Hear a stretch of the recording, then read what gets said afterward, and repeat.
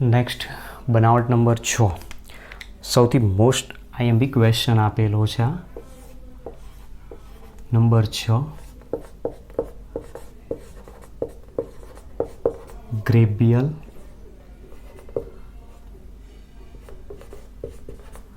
થેલિમાઇડ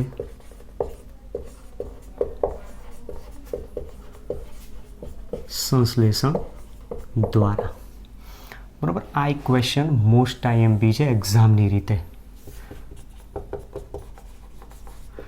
કોઈ પણ એક્ઝામ તમે લઈ લો બરાબર JEE હોય નીટ હોય કે આપણી બોર્ડની એક્ઝામ ગુજકેટ દરેક જગ્યાએ આનો ક્વેશ્ચન પૂછાતો હોય છે હવે સૌથી પહેલાં ગ્રેબિયલ થેલિમાઇડ સંશ્લેષણ એટલે એક બનાવટની પદ્ધતિ સમજાવેલી છે તો ઇન્ડસ્ટ્રીયલ લેવલ મેથડ જે બધી વપરાતી હોય એમાંની આ એક બનાવટ બતાવી છે એમાં આ ગ્રેબિયલ એક સાયન્ટિસ્ટનું નામ છે અને એમાં એનો ઉપયોગ કર્યો હતો થેલિમાઇડ સંશ્લેષણનું બરાબર તો ગ્રેબિયલ થેલિમાઇડ જેનું નામ આપેલું છે તો થેલિમાઇડ સંયોજનનો ત્યાં બનાવટમાં ઉપયોગ કર્યો થેલિમાઇડ સંયોજન શું છે અલગ અલગ સંયોજનોના બંધારણ અત્યારે જસ્ટ યાદ રાખજો પહેલું એક બંધારણ છે આ રીતે ડાયકાર્બોક્સિલિક એસિડ જેને કહેવાય છે થેલિક એસિડ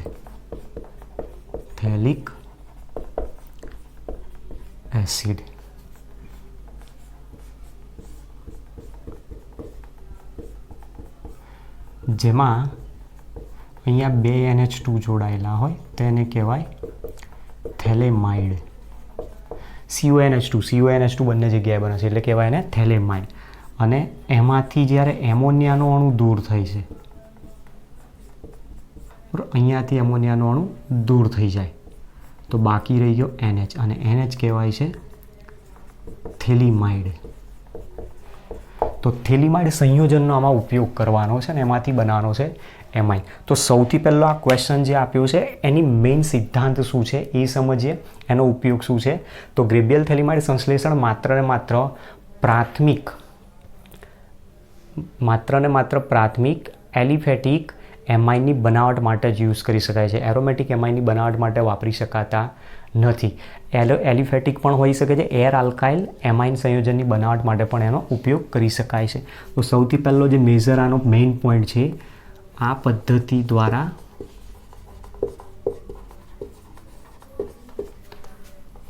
માત્ર પ્રાથમિક એલિફેટિક એમાઇન જ બનાવી શકાય છે તો પ્રશ્ન એ રીતે પણ પૂછી શકાય ગ્રેબિયલ થેલિમાઇડ સંશ્લેષણ દ્વારા પ્રાથમિક એલિફેટિક એમાઇનની બનાવટ સમજાવો અથવા ગ્રેબિયલ થેલિમાઇડ સંશ્લેષણ દ્વારા મિથેન એમાઇનની બનાવટ દર્શાવો ઇથેન એમાઇનની બનાવટ દર્શાવો એ રીતે પણ હોઈ શકે છે બનાવી શકાય છે પરંતુ પ્રાથમિક aromatic amine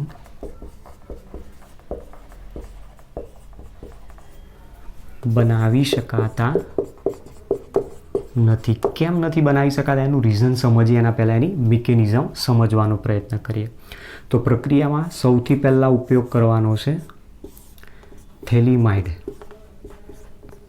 C6H4 C double bond O and H જેને નામ આપીએ છીએ આપણે થેલિમાઇડની પ્રક્રિયા સૌપ્રથમ આલ્કોહોલિક मतलब इथाइल आल्कोहोलिक QH वडे करवामां आवे आल्कोहोलिक QH में प्रबल बेઝ है प्रबल बेઝ होवाना कारणे शुं करशे आ जे एसिडिक प्रोटोन है कार्बोनिल समूह ज्यां आपेलो होय C डबल बॉन्ड O एना पड़ोसी परमाणु पर ज्यां हाइड्रोजन होय ए एसिडिक प्रोटोन कहेवाय तो आ एसिडिक प्रोटोन ने OH माइनस खेंची लावशे माइनस H2O અને K પ્લસ આયન અહીંયા જશે મતલબ અહીંયાથી આ શું દૂર કર્યો H પ્લસ આયન તો બંધના ઇલેક્ટ્રોન કોના ઉપર જશે નાઇટ્રોજન ઉપર ઓલરેડી એક ઇલેક્ટ્રોન પેર છે બીજી એક ઇલેક્ટ્રોન પેર આવશે એટલે એના ઉપર ચાર્જ આવશે માઇનસ તો બંધારણ આવશે aromatic ring C double bond O અહીંયા નાઇટ્રોજન ઉપર એક ઇલેક્ટ્રોન પેર હતી બીજી એક ઇલેક્ટ્રોન પેર એના ઉપર આવી એટલે એના ઉપર ચાર્જ આવશે માઇનસ અને એની સાથે સ્થિર વિદ્યુતીય આકર્ષણથી જોડાશે K પ્લસ આયન, જેથી આને કહી શકાય પોટેશિયમ થેલિમાઇડ. પોટેશિયમ થેલિમાઇડ તરીકે.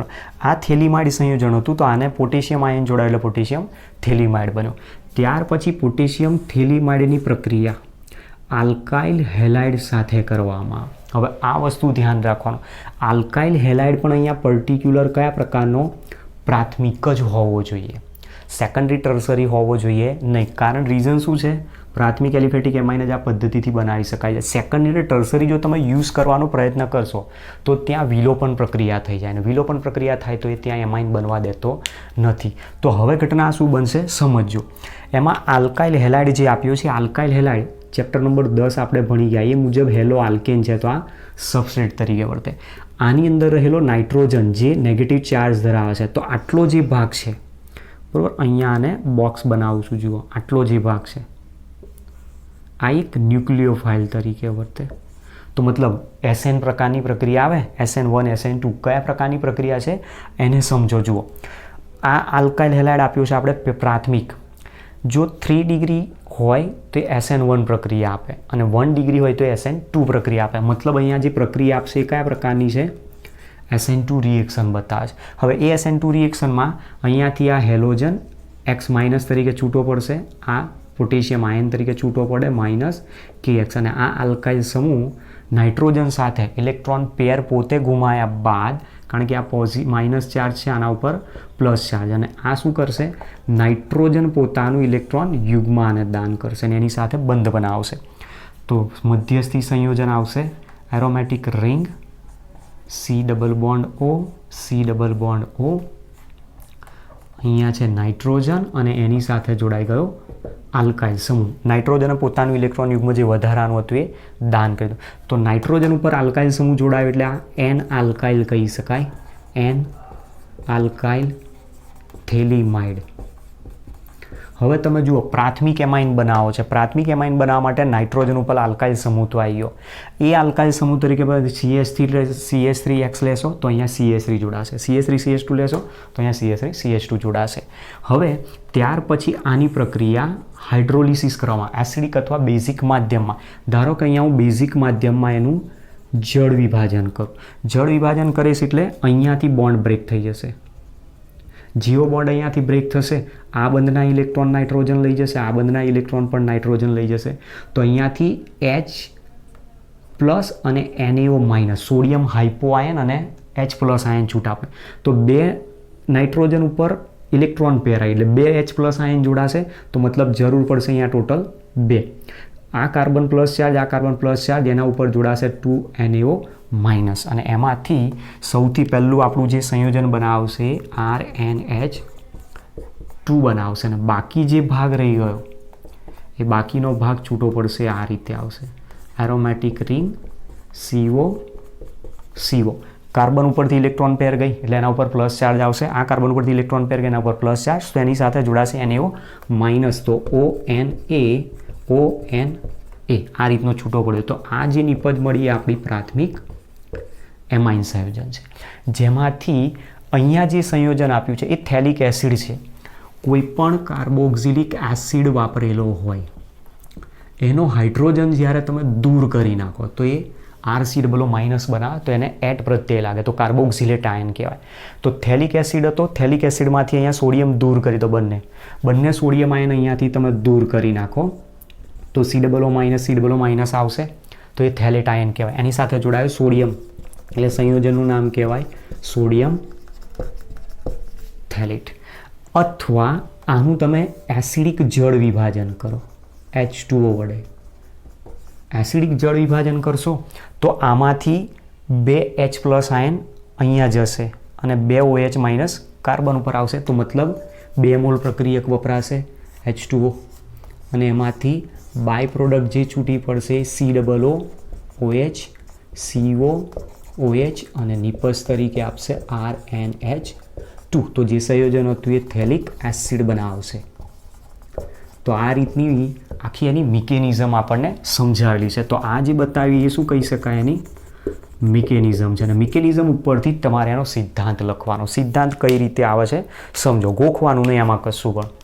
બધું બેઠું આના ઉપરથી લખવાનું. જો સિદ્ધાંત કઈ રીતે આવે, થેલિમાઇડ સંયોજનની આલ્કોહોલિક KOH સાથે પ્રક્રિયા કરતાં સૌપ્રથમ પોટેશિયમ થેલિમાઇડ સંયોજન મળે છે, જેની પ્રાથમિક આલ્કાઇલ અથવા પ્રાથમિક પ્રકારના હેલો આલ્કેન સાથે પ્રક્રિયા કરતાં એન આલ્કાઇલ થેલિમાઇડ અથવા એન વિસ્થાપિત આલ્કાઇલ થેલિમાઇડ સંયોજન મળે છે, જેનું બેઝિક અથવા એસિડિક અથવા બેઝિક માધ્યમમાં જળ વિભાજન કરવાથી પ્રાથમિક એમાઇન નિપજ મળે છે, જે પ્રક્રિયાને ગ્રેબ્રિયલ થેલિમાઇડ સંશ્લેષણ તરીકે ઓળખવામાં આવે છે. બરાબર. હવે પરીક્ષાની અંદર જે પ્રશ્ન પૂછાય છે, પ્રશ્ન કઈ રીતે આવે એને સમજો. આ મિકેનિઝમ આખી કમ્પ્લીટ થઈ ગઈ, થિયરી કમ્પ્લીટ થઈ ગઈ. હવે થિયરીમાં સૌથી પહેલાં એના ડ્રોબેક શું છે તો એ પહેલાં જ મેં લખી દીધા કે આ પદ્ધતિ દ્વારા માત્ર પ્રાથમિક એલિફેટિક એમાઇન જ બનાવી શકાય છે. પ્રાથમિક એરોમેટિક એમાઇન બનાવી શકાતો નથી. એનું રીઝન લાસ્ટ થિયરીની અંદર પણ આપણે આની ચર્ચા કરી હતી કે જો એરોમેટિક સંયોજન આપેલું હશે હેલો એરિન એરોમેટિક, તો હેલો એરિનમાં એસએન પ્રક્રિયા કોઈ દિવસ નથી આવતી. SN1 SN2 પ્રક્રિયા એ આપતું નથી. મતલબ કે હેલો એરિન સંયોજનો પોટેશિયમ થેલિમાઇડ સાથે આ પ્રકારની પરિસ્થિતિમાં કોઈ દિવસ વિસ્થાપન પ્રક્રિયા આપતા નથી, અને એટલા માટે ત્યાં પ્રાથમિક એરોમેટિક એમાઇન બનાવી શકાતો નથી. તો મતલબ આના જે ગેરફાયદા છે અહીંયા લખી દઉં છું. આ પદ્ધતિથી અથવા આ સંશ્લેષણ દ્વારા પ્રાથમિક એરોમેટિક એમાઇન બનાવી શકાતો નથી, કારણ કે એરાઇલ હેલાઇડ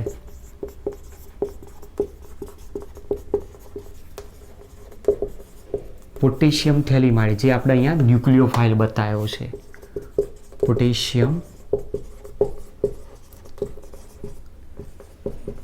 થેલિમાઇડ સાથે, અને આ જે પરિસ્થિતિ છે નિર્બળ પરિસ્થિતિ સાથે, નિર્બળ પરિસ્થિતિમાં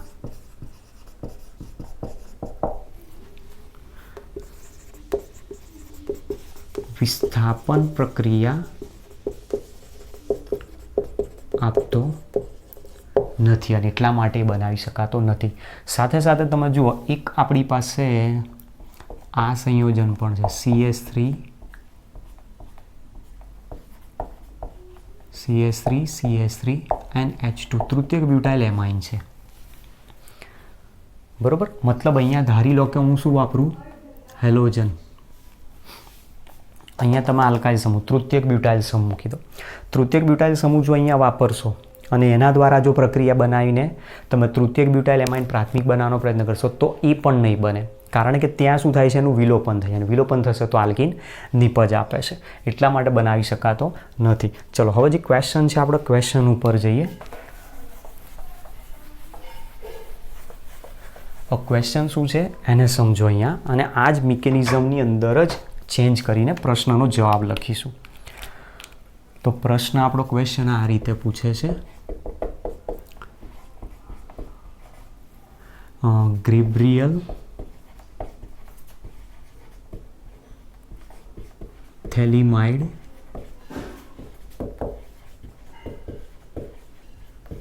સંશ્લેષણ દ્વારા number 1 મિથેનેમાઇન, number 2 ethanamine, number 3 benzyl એમાઇનની બનાવટ દર્શાવો. તો આ રીતનો ક્વેશ્ચન પૂછાતો હોય, કોઈ પણ પૂછી શકે ત્રણમાંથી, ત્રણે ના પૂછાય. આખો ક્વેશ્ચન જે તમે મિકેનિઝમ સાથે બતાવ્યો 2 માર્ક્સમાં ક્વેશ્ચન આવે છે. હવે પ્રશ્ન જો આ રીતનો પૂછાતો હોય કે મિથેનેમાઇનની બનાવટ બતાવી હોય, મિથેનેમાઇનની બનાવટ છે તો મતલબ તમારે અહીંયા શું લાવવાનો છે, CH3 ગ્રુપ. CH3 ગ્રુપ અહીંયા લાવવા માટે અહીંયા CH3 લાવવો પડશે, અહીંયા CH3 લાવવા માટે અહીંયા CH3 લેવો પડશે. તો અહીંયા શું મૂકી દો, CH3I, CH3Br, CH3Cl. ક્લિયર. બાકીનો આ ભાગ તો એઝ ઇટ ઇઝ જ આવશે, અને એ પ્રમાણે આખી મિકેનિઝમ સાથેની તમે પ્રક્રિયા બતાવો એટલે એની બનાવટ થઈ જાય. દાખલા તરીકે આમાં જો ચેન્જ કરવો હોય તો અહીંયા હું આને ચેન્જ કરી નાખું. અહીંયા શું મૂકી દો CH3 અને એક્સની જગ્યાએ મૂકી દઉં છું સપોઝ I, તો CH3I મૂક્યો તો અહીંયા છૂટો પડી જશે -KI, અહીંયા આવી જશે CH3, તો સંયોજન અહીંયા N આલ્કાઇલની જગ્યાએ શું બની જશે N મિથાઇલ થેલિમાઇડ બન્યું. ત્યાર પછી તમે એનું જળ વિભાજન કર્યું તો નિપજ આપશે પ્રાથમિક એમાઇન તરીકે મિથેન એમાઇન બનાવે.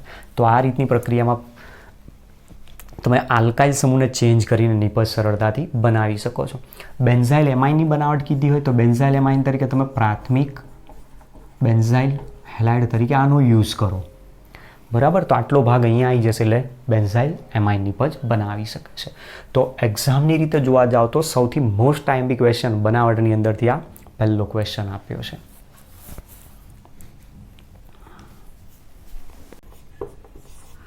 બનાવટ નંબર 7, બીજી પણ આ એક મોસ્ટ આઈએમપી ક્વેશ્ચન છે જેનું નામ છે હોફમાન બ્રોમામાઇડ ડિગ્રેડેશન. ડિગ્રેડેશનનો મતલબ થાય ઘટાડો, ઓછું થવું એવો શબ્દ જેના માટે વાપરીએ. હવે અહીંયા હોફમાન નામના સાયન્ટિસ્ટે આ પણ રિએક્શન આપી છે. પરીક્ષામાં કાં તો ગ્રેબિયલ થેલિમાઇડ સંશ્લેષણ પૂછાય કાં તો હોફમાન બ્રોમામાઇડ રિએક્શન, અને આ મોટા ભાગે એનાથી વધારે પૂછાતી છે, એટલે આને ખાસ તૈયારી રાખજો. બરાબર, એમાં યુઝ કરવાનો છે અહીંયા બ્રોમિન અને એમાઇડનો યુઝ કરવાનો છે. બ્રોમામાઇડ મતલબ બ્રોમિન અને એમાઇડ બે ભેગા કર્યા તો એમાઇડની બ્રોમિન સાથે પ્રક્રિયા બતાવવાની છે. જુઓ કઈ રીતે છે પ્રક્રિયા, તો આખી રિએક્શન જનરલ રિએક્શન છે RCONH2, પ્રાથમિક એમાઇડ છે આપેલો. એમાઇડની પ્રક્રિયા બ્રોમિન, અને બ્રોમિન કેટલા લેવાના છે અહીંયા માત્ર 1 યુનિટ, 1 મોલ જ બ્રોમિન વાપરવાના છે. એની પ્રક્રિયા NaOH અથવા તો KOH પણ ક્યારેક ક્યારેક લખતા હોય, પ્રબળ બેઝ લેવાનું છે. સાથે પ્રક્રિયા કરવામાં આવે તો અહીંયા એવું કહે છે બ્રોમામાઇડ, બ્રોમિન અને એમાઇડ વચ્ચેની પ્રક્રિયાથી ડિગ્રેડેશન. ડિગ્રેડેશનમાં અહીંયા આપણે બનાવવાનો છે પ્રાથમિક એમાઇન. તો અહીંયાથી 1 કાર્બન ઓછો કરી નાખો અને R ને NH2 સાથે જોડી દો એટલે નિપજ આવશે RNH2, પ્રાથમિક એમાઇન બનાવે છે. બાકીનો જે ભાગ રહે Na2CO3 plus 2 mall NaBr plus 2 mall H2O છૂટા પડે. મતલબ કે પ્રક્રિયકમાં NaOH કેટલા મોલ વપરાશે? ટોટલ 4 મોલ વપરાશે. 4 મોલ NaOH છે તો Na2 બે અહીંયા છે. બરાબર છે, તો આની અંદર તમે જો આખી જે પ્રક્રિયા આપી છે આ રીતની છે, અને આ જનરલ રિએક્શન તમારે યાદ રાખી લેવાની ને એના પરથી જ બધી નિપજો બનાવવાની છે, મતલબ કાર્બનિક પરિવર્તન બનાવ. તો આનો સિદ્ધાંત શું કહે છે?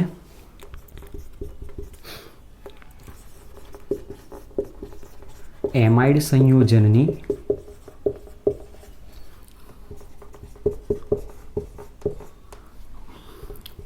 બ્રોમિન સાથે પ્રબળ બેઝ NaOH ની હાજરીમાં પ્રક્રિયા કરતા મૂળ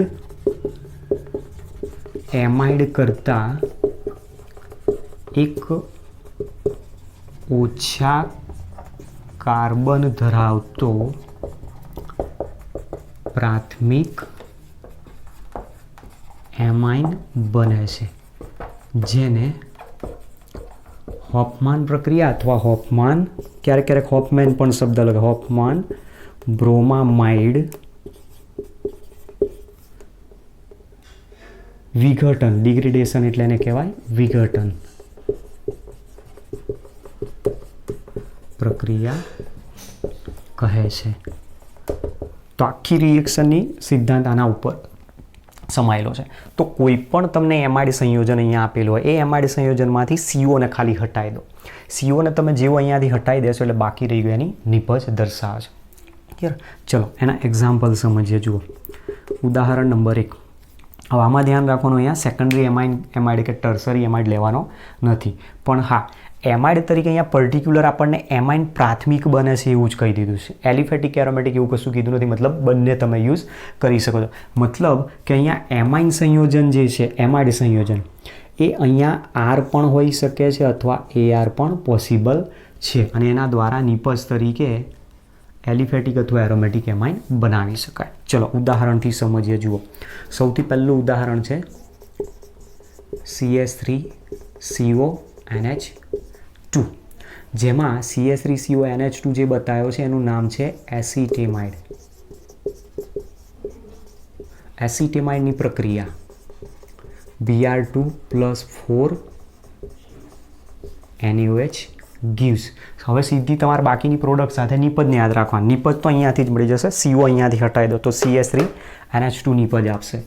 CH3NH2 + Na2CO3 + 2Na Br + 2H2O. તો નિપજ મળી મિથેનેમાઇન.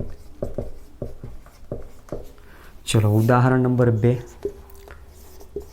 CH3CH2 CONH2 સંયોજન છે પ્રોપેનેમાઇડ. પ્રોપેનેમાઇડની પ્રક્રિયા Br2 + 4 NaOH gives, CO દૂર કરી નાખો, CH3CH2 NH2. તો એક ઓછા કાર્બન ધરાવતો નિપજ ethanamine plus Na2CO3 + 2 NaOH + 2H2O બનાવતો હોય છે. ચલો ઉદાહરણ નંબર 3 લઈએ. ઉદાહરણ નંબર 3માં એરોમેટિક સંયોજન હોય, ધારો કે CONH2 જેનું નામ છે બેન્ઝામાઇડ. બેન્ઝામાઇડની પ્રક્રિયા bromine +4 mall NaOH gives, CO અહીંયાથી દૂર કરી દો તો બાકી જે રહ્યું એ નિપજ બનાવશે, જેને આપણે નામ આપીએ છીએ એનિલિન અથવા બેન્ઝીનેમાઇન પ્લસ Na2CO3 + 2NaBr + 2H2O. ચલો એ જ પ્રમાણે ઉદાહરણ નંબર 4, સાયક્લોપ્રોપેનેમાઇડ વાપરીએ છીએ.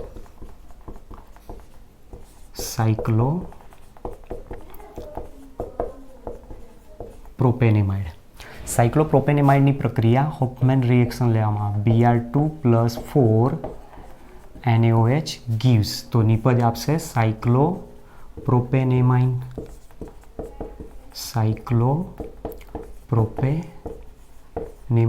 Plus Na2CO3 + 2 NaBr + 2H2O. ચલો નેક્સ્ટ એક્ઝામ્પલ જોઈએ.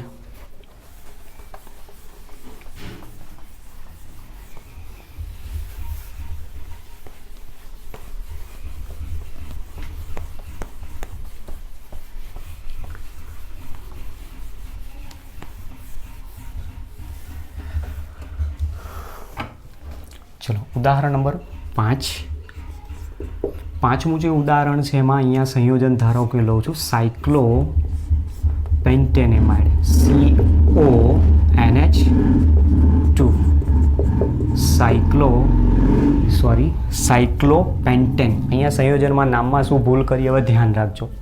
સાયક્લોપ્રોપેનેમાઇડ જો લખીએ તો આનો કાર્બન ક્યાં ગયો? 4 કાર્બન છે, તો મતલબ અહીંયા નામ શું આવવું જોઈએ? સાયક્લોપ્રોપેન કાર્બેમાઇડ.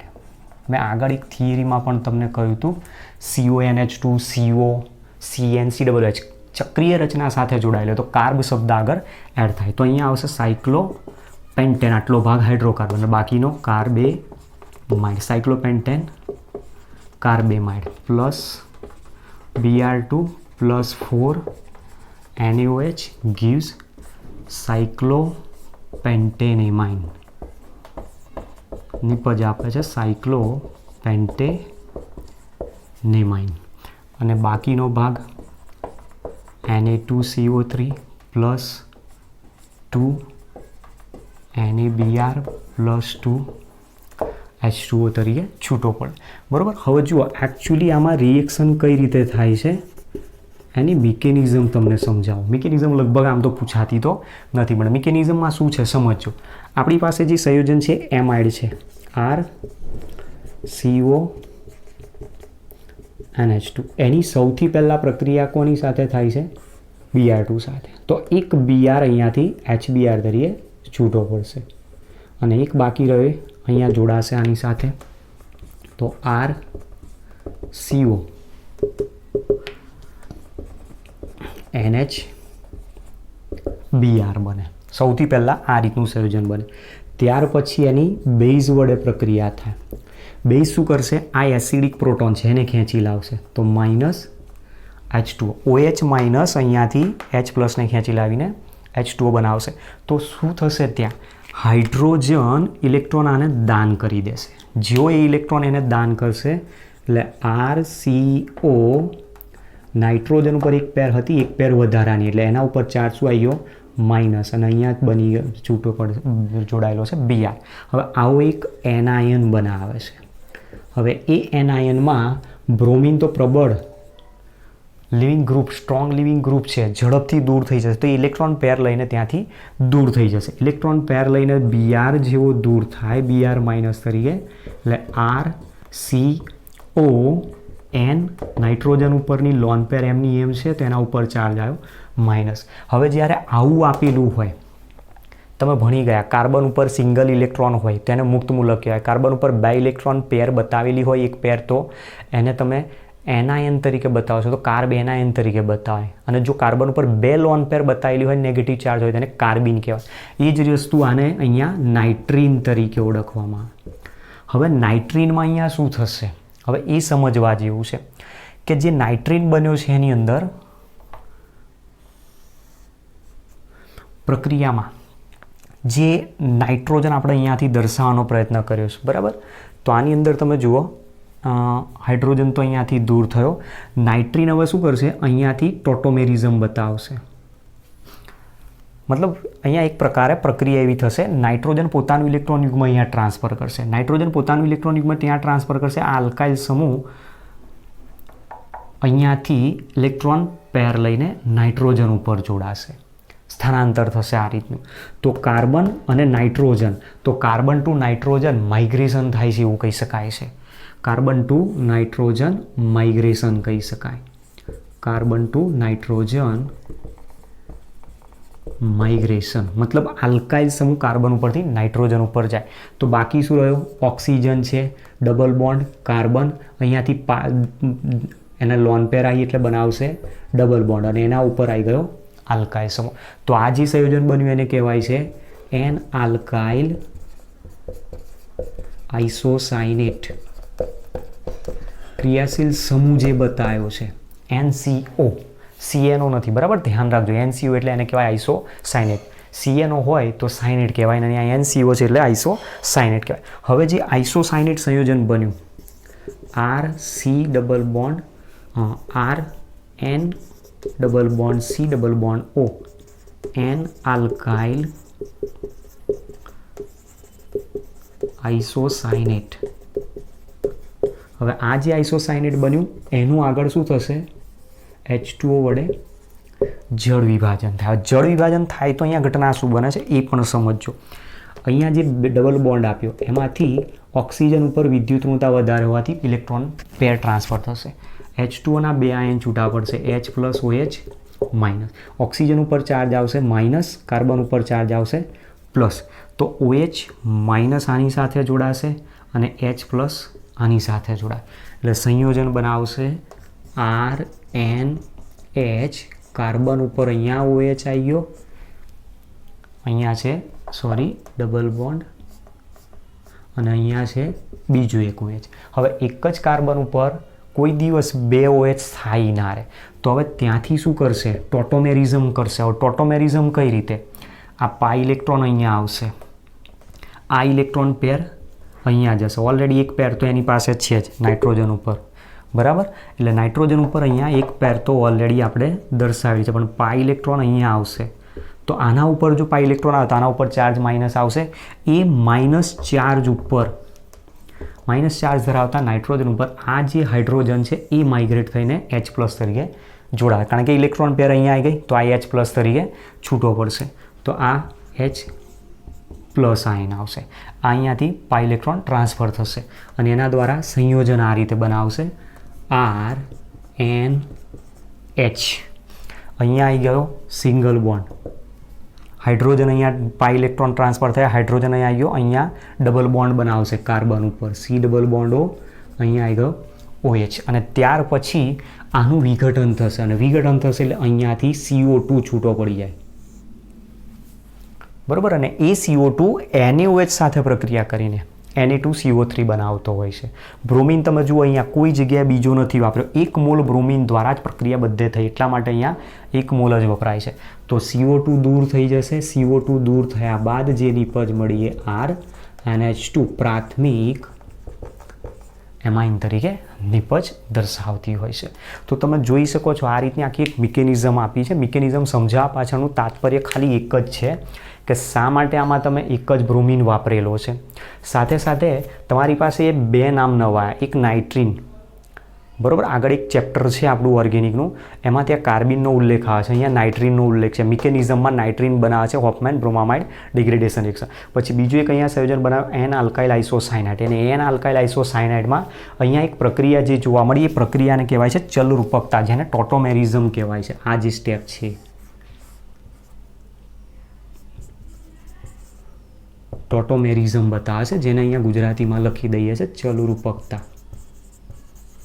જે તમે સમઘટકતાઓ 11માં ભણ્યા એ 6 સમઘટકતાઓમાંની આ એક સમઘટકતા છે જે અમુક જગ્યાએ જ દર્શાવે છે. દરેક જગ્યાએ આ સમઘટકતા ચલરૂપકતા બતાવતી નથી. આલ્ડીહાઇડ કીટોનમાં તમને મળશે, તો કીટોનની અંદર ચલરૂપકતા જોવા મળશે, જ્યાં કીટોઇનોલ ચલરૂપકતા તરીકે આપણે નામ આપીએ છીએ. તો આ રીતનો આપણો જે બીજો ક્વેશ્ચન હતો, પ્રશ્ન number 7, Hofmann bromamide degradation, most IMP question છે. બોર્ડની એક્ઝામમાં 2 માર્ક્સ અપાવશે, જી નીટની એક્ઝામમાં 4 માર્ક્સ અપાવશે, ગુજકેટમાં 1 માર્ક્સ અપાવ.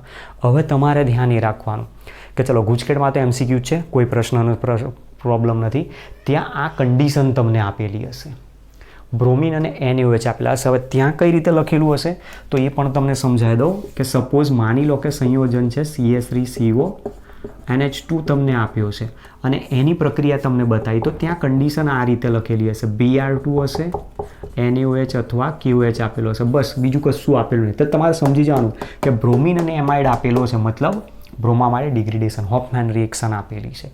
તો એક આ વસ્તુ ધ્યાન રાખવાની. હવે જે વાત કરતા હતા કે જીની ટર્મમાં 4 માર્ક્સનો ક્વેશ્ચન છે, ત્યાં તો પછી કોઈ પ્રશ્ન નહીં, પણ હવે બોર્ડમાં એક્ઝામમાં જ્યારે આન્સર લખવાનું થાય તો થિયરિકલ બેઝ હોય. થિયરિકલ બેઝ હોય તો ક્વેશ્ચન કેટલા માર્ક્સનો આવશે? ખાલી 2 માર્ક્સનો, બરાબર. સમજવા જેવું છે. 2 માર્ક્સની જગ્યાએ 3 માર્ક્સ હોય તો કોઈ પ્રોબ્લેમ નથી, ફાયદો છે આપણને, પણ મોટાભાગે 2 માર્ક્સમાં પ્રશ્ન હોય. હવે 2 માર્ક્સમાં જ્યારે પ્રશ્ન હોય ત્યારે સૌથી પહેલાં હોફમેન બ્રોમામાઇડ ડિગ્રેડેશનમાં તમારે પહેલો એનો સિદ્ધાંત લખવાનો.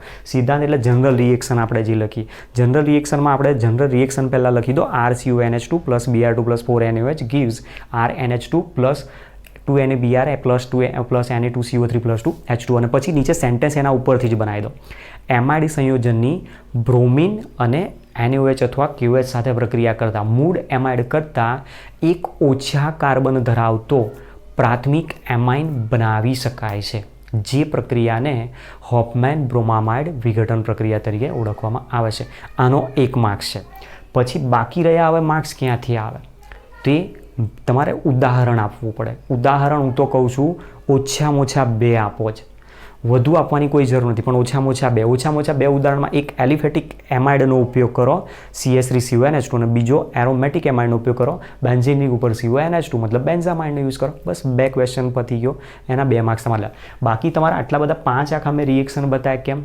મેં લાસ્ટ પણ તમને કીધું, જેટલે તમે ઓર્ગેનિકની અંદર પ્રક્રિયા પરિવર્તનો જાતે પ્રેક્ટિસ માટે વાપરશો એટલી તમને થિયરી કમ્પ્લીટ યાદ રહેશે, બરાબર. જો મેં ખાલી એક જ રિએક્શન બનાવીને તમને ઉદાહરણથી સમજાવી દીધું હોત તો યાદ શું હોત? ખબર જ ના પડતી, બરાબર. એના કરતાં મેં 1, 2, 3, 4, 5 સુધી લીધા એટલે દરેકમાં તમને એક્ઝેક્ટલી એકની એક પ્રોસેસ ખબર પડી જાય. તો પ્રોસેસ બધામાં એકની એક આવે એટલે તરત જ તમને ગમે તેવો ક્વેશ્ચન હોય ઇઝીલી યાદ પણ રહી જતો હોય છે, બરાબર. તો આ રીતનો આપણે જે ક્વેશ્ચન આપેલો છે એમાઇડ સંયોજનની બનાવટ આપેલો. તો આ જી નીટના રિલેટેડ આ બધા ક્વેશ્ચન છે. હજુ પણ જી નીટના રિલેટેડ બીજા કેટલીક બનાવટો આપેલી છે આપણને, ટોપિકમાં નથી આપી, જે બધી નેક્સ્ટ લેક્ચરની અંદર આપણે ચર્ચા કરીશું. Okay, thanks to all.